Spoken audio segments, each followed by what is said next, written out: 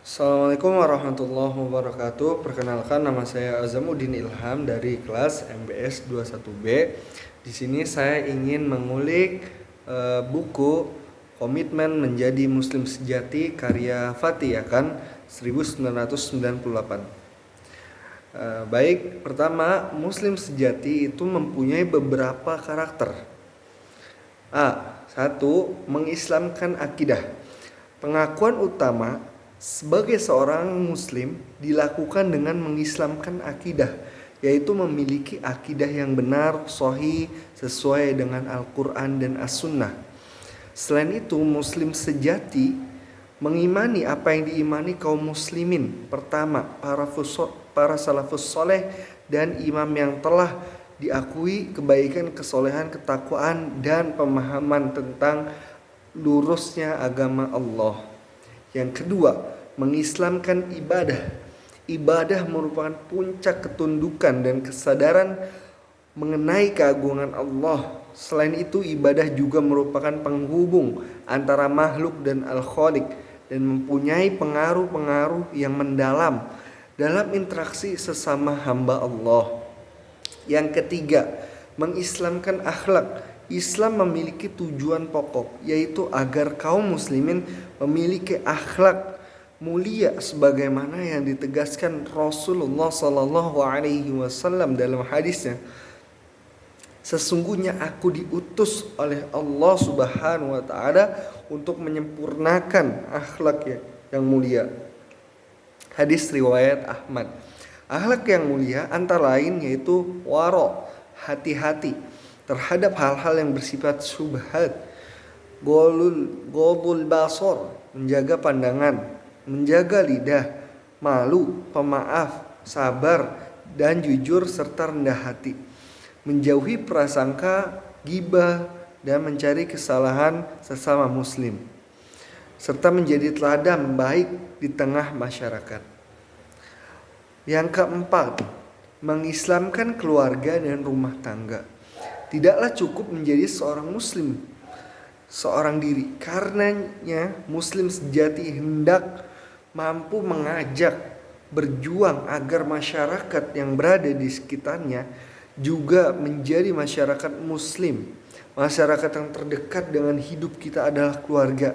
Oleh karena itu, tanggung jawab pernikahan, menikah semata-mata karena Allah, pasca pernikahan mendidik anak hendaknya ditunaikan sebagai selayaknya muslim sejati.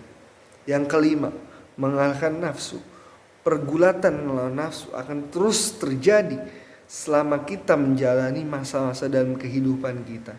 Oleh karenanya, sebagai seorang muslim sejati, hendaknya kita senantiasa berjuang untuk mengalahkan hawa nafsu kita. Karena sesungguhnya beruntunglah orang yang menyucikan jiwa dan merugilah orang yang mengotorinya. Asy-Syam ayat 10. Yang keenam, yang terakhir yaitu yakin bahwa masa depan adalah miliknya. Keberadaan Islam sebagai agama yang berasal dari Allah Subhanahu wa taala menjadikannya lebih layak dan mampu untuk mengatur kehidupan, mengendalikan dan memimpin umat manusia. Habis itu yang B, berafiliasi pada pergerakan Islam. 1. Hidup untuk Islam. Seorang muslim sejati akan senantiasa mengakui Islam dan menerapkan Islam dalam setiap aspek kehidupannya. Yang kedua, yakin akan kewajiban memperjuangkan Islam, memperjuangkan untuk Islam dilakukan mewujudkan kepribadian yang melaksanakan Islam sebagai akidah maupun akhlak untuk mewujudkan masyarakat yang berpegang teguh kepada Al-Quran dan As-Sunnah dalam pemikiran, perilaku, kehidupan bermasyarakat, berbangsa, dan bernegara. Yang ketiga, misi, karakteristik, dan perlengkapan pergerakan Islam. Misi pergerakan Islam adalah menghambakan manusia kepada Allah Subhanahu wa taala. Karakteristik dasar pergerakan Islam antara lain yaitu bercorak ketuhanan, Robbaniyah, pergerakan independen yang muncul dengan sendirinya tanpa adanya inspirasi baik dari timur maupun barat sebagaimana organisasi-organisasi lainnya. Yang keempat, mengetahui jalan perjuangan Islam.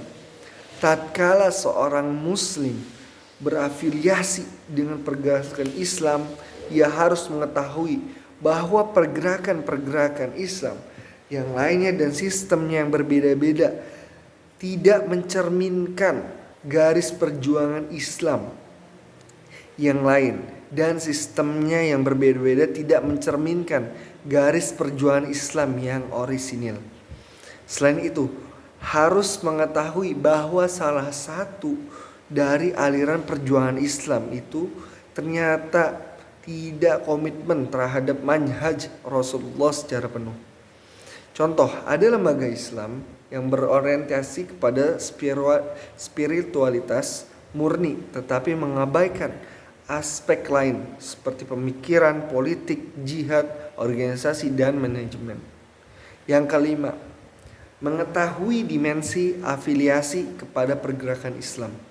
Afiliasi terhadap pergerakan Islam selayaknya memiliki dimensi-dimensi yang melampaui batas-batas formalitas dan pertimbangan-pertimbangan lahiriah semata, yaitu dimensi-dimensi yang menegaskan kedalaman akidah dan kekuatan ikatan ideologis dan keorganisasian. Yang keenam, mengetahui poros-poros pergerakan Islam.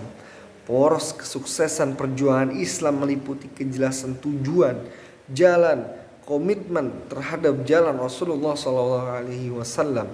Kejelasan tujuan pergerakan Islam akan banyak mengefisiensikan energi para aktivis, dan selanjutnya menyimpan energi ini agar tidak hilang dan habis dalam menghadapi berbagai persoalan.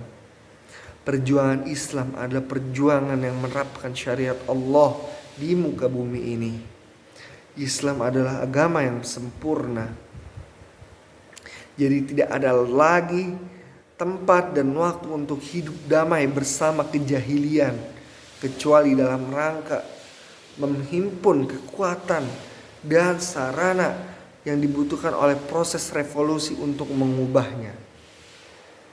Adapun sirah Rasul dengan semua detailnya yang menyuguhkan metode paling selamat dan berdakwah dan berinteraksi dengan masyarakat, dan selanjutnya menjelaskan cara-cara menghancurkan masyarakat jahiliyah. Oleh karenanya sudah sepantasnya seorang muslim sejati berkomitmen terhadap jalan Rasulullah SAW. Yang ketujuh, persyaratan baiat dan keanggotaan. Pergerakan Islam mengutamakan kualitas bukan kuantitas. Adapun baiat adalah janji untuk menaati, seolah-olah baiat menyerahkan wewenang untuk memikirkan dirinya dan kaum muslimin.